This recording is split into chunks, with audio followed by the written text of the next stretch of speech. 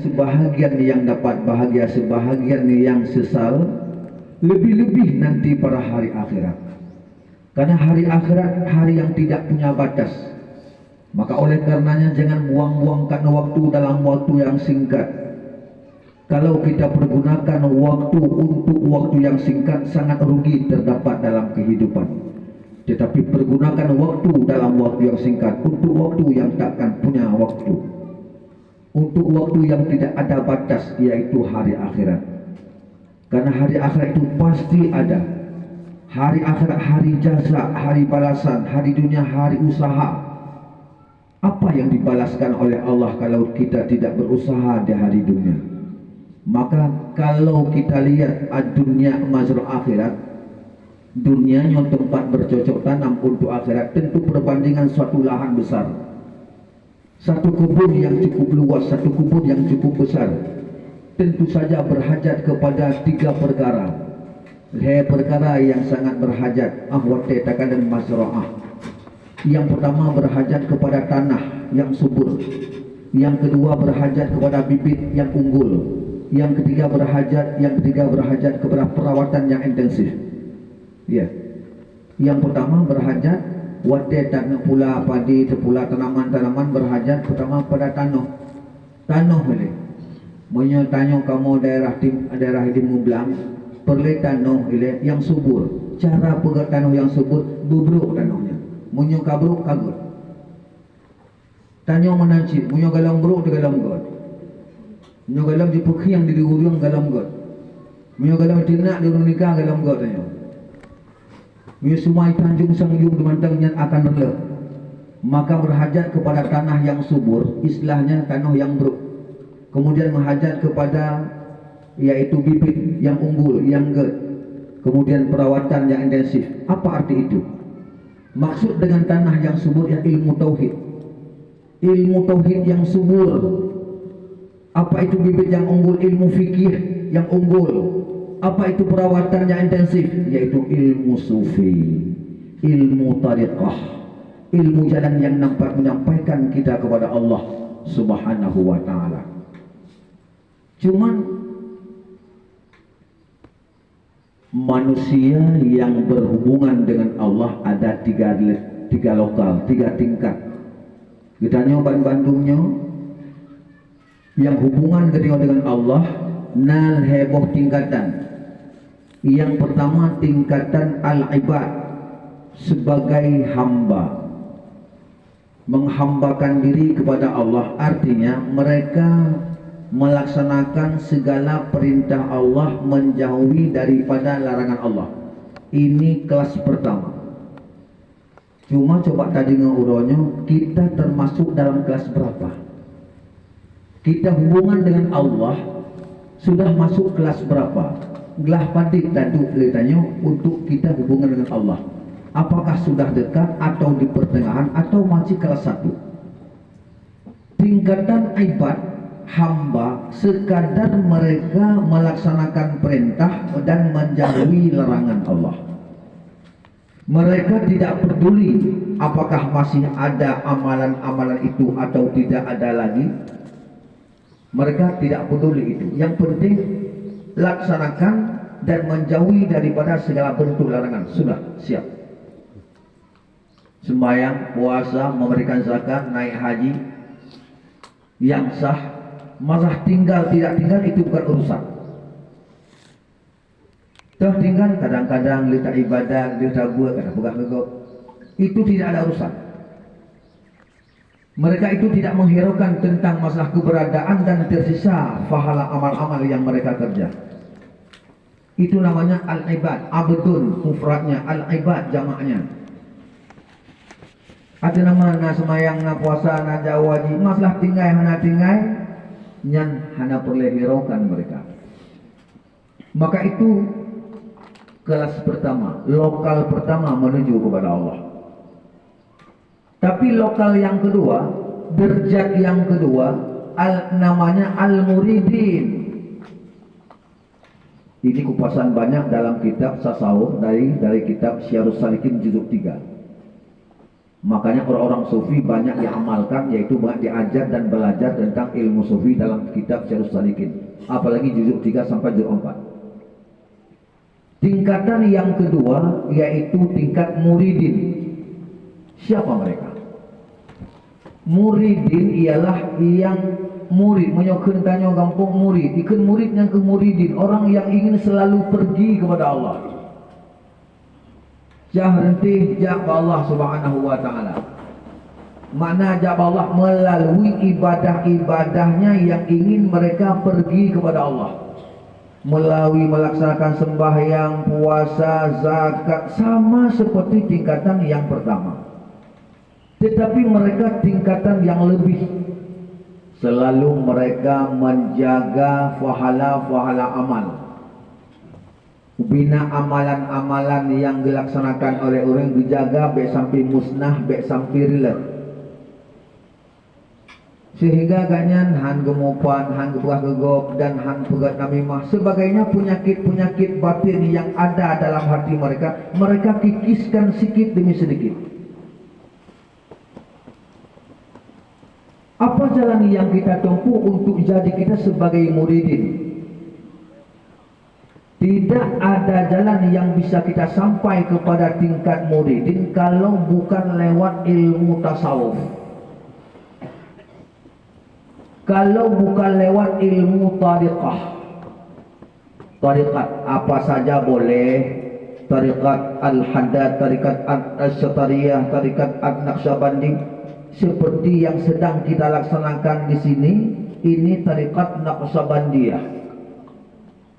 Pergi kepada Allah Subhanahu wa ta'ala lewat amalan-amalan yang mereka selalu memeliharakan amalan-amalan sampai dengan amalan itu sampai dia kepada Allah. Dengan amalannya terus ganyan kepada Allah. Suatu saat di hari akhirat numpang bertemu mereka dengan Allah karena diantarkan oleh amalan yang selamat di masa dalam dunianya. Makanya ilmu tariqah, ilmu jalan yang sampai kepada Allah, kita namanya muridin. Orang yang ingin sampainya kepada Allah melalui proses, melalui jalan, melalui tariqat namanya.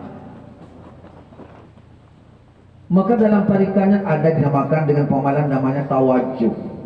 Tawajjuh itu daripada tawajjaha ya tawajjahu tawajjuhan. Tawajjuh artinya menghadapkan hatinya kepada Allah. Mana tawajjuh, tawajjaha atau wajaha sulasi mujaradnya, menghadapkan hatinya semata kepada Allah. Semata-mata hatinya menghadapkan kepada Allah dinamakan dengan tawajjuh. Tawajjuh menghadap hatinya kepada Allah Subhanahu wa taala. Adakala dengan secara jihariyah, tarikat syatariyah, zikir jihar, la ilaha illallah, la ilaha illallah, la ilaha illallah, ataupun Allah, Allah, Allah.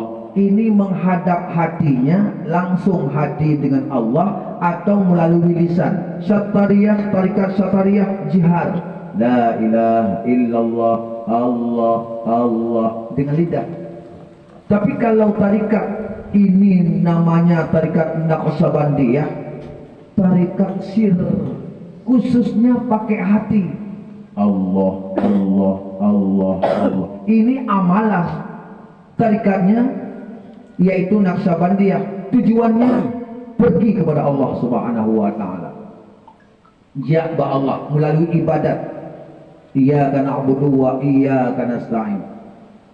Maka dalam hal demikian kita sampai kepada Allah Subhanahu wa taala lewat dengan beribadah, tahlil dan sebagainya, zikir maksudnya.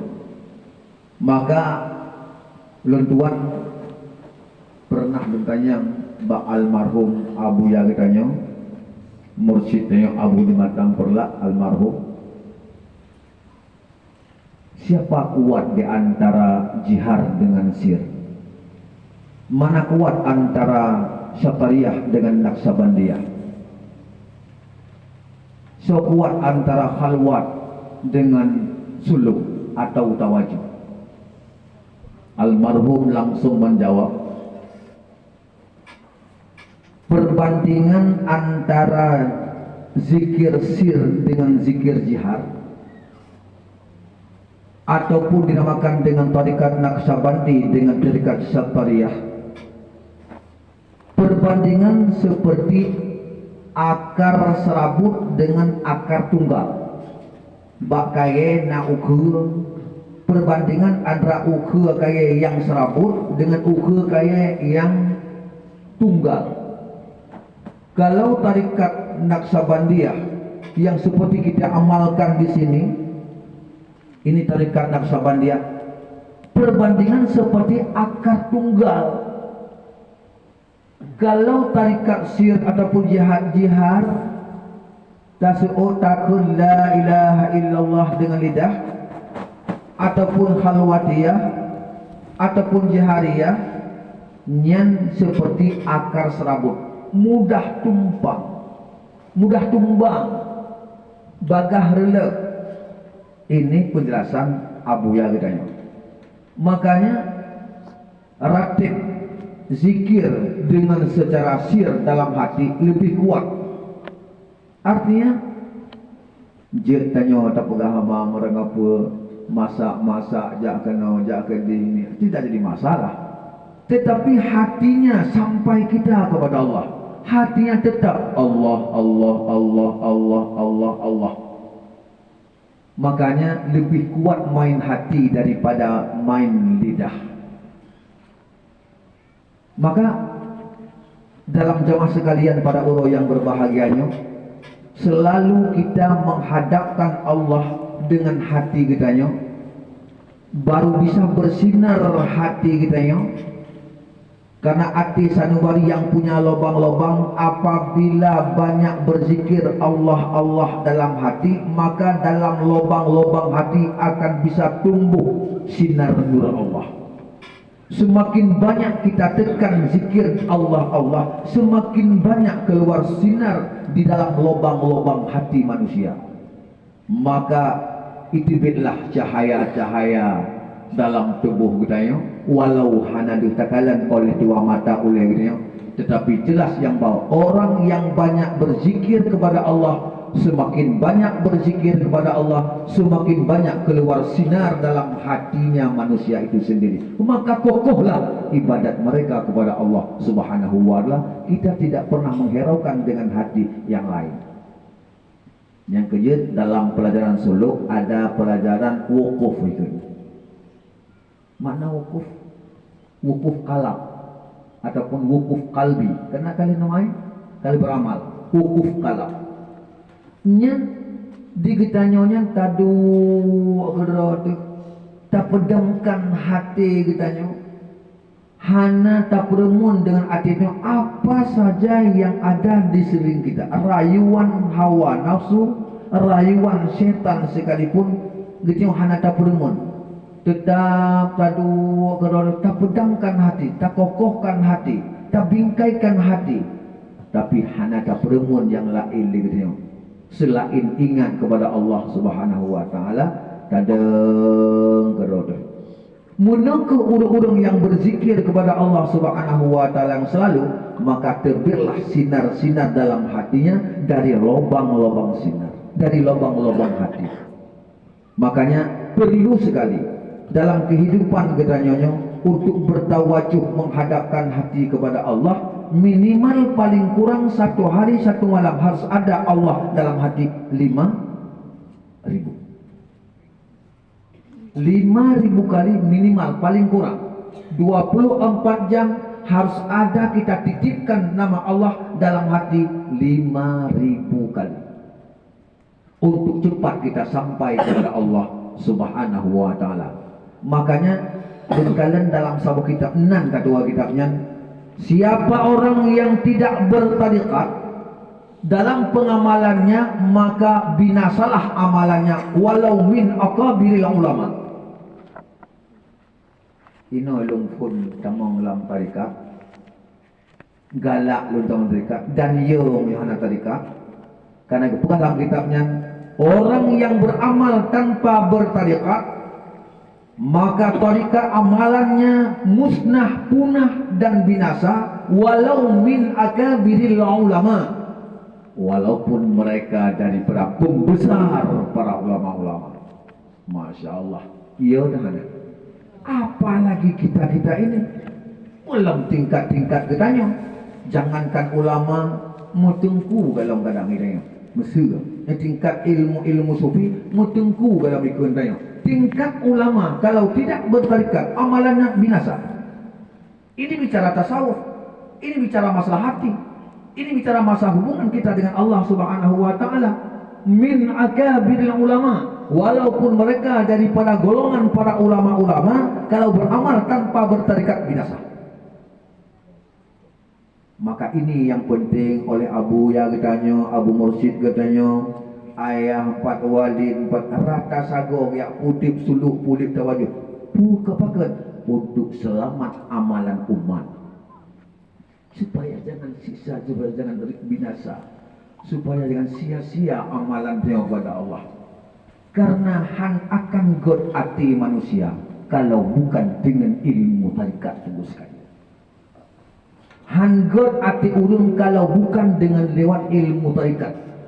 Ya. Karena nafsu dan syaitan, soraya nafsu sama syaitan mak. Hari nafsu. Nah hadi an-nafsu ummahatus syayatin. Nafsu itu ibundanya para syaitan. Kenapa datang syaitan bagdanya? Sebenarnya kan dia ganggu tanya syaitan ni jak bagdanya. Iya sawa mai. Karena dia nak belara maji.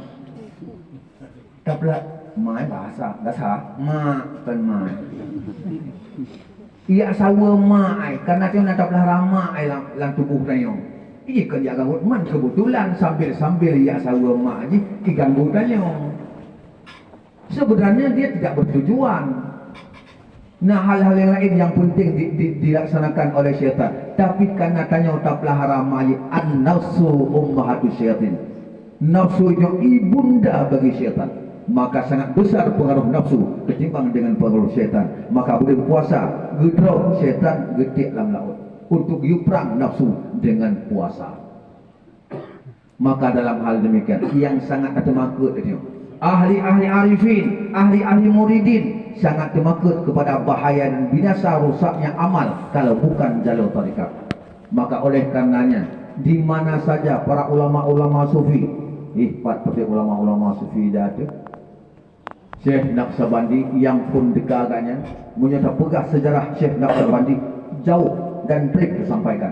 Cuma ingat berpegang kepada Syekh Naqsabandi. Syekh Naqsabandi urung-urung yang pertama mulai zikir dengan zikir sir. Naqsabandiyah itu Naqsabandi dibangsakan Naqsabandiyah. Orang pertama yang beramal zikir dengan zikir sir. Sehingga kagum para ulama-ulama yang lain yang berzikir dengan zikir jahriyah. Maka untuk selamatkan amalan tanyo, mari sama-sama kita masuk dalam tarikat Naqsabandi. Kalau tidak, jangankan kita, para ulama besar akan binasa rusak amalannya kalau bukan lewat jalur tarikat.